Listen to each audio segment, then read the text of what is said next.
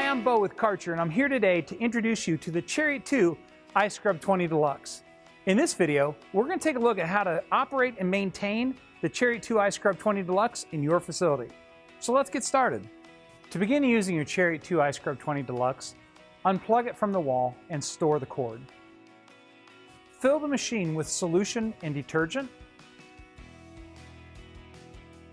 Check and replace the pad or brush if needed. Check the squeegee to make sure it's clean and free of debris.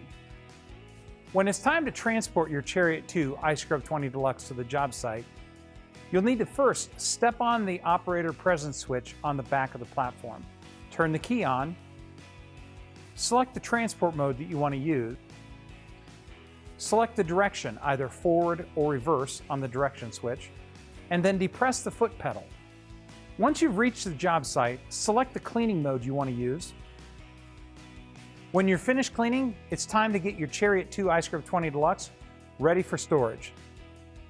The first thing we're going to do is empty and rinse the recovery tank.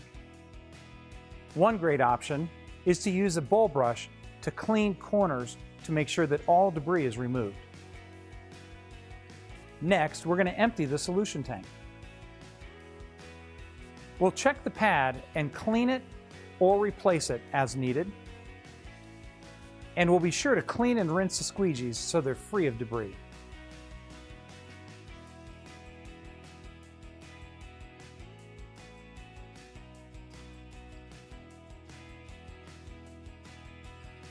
The final step will be to plug the unit in so that it can be charged and ready for the next use.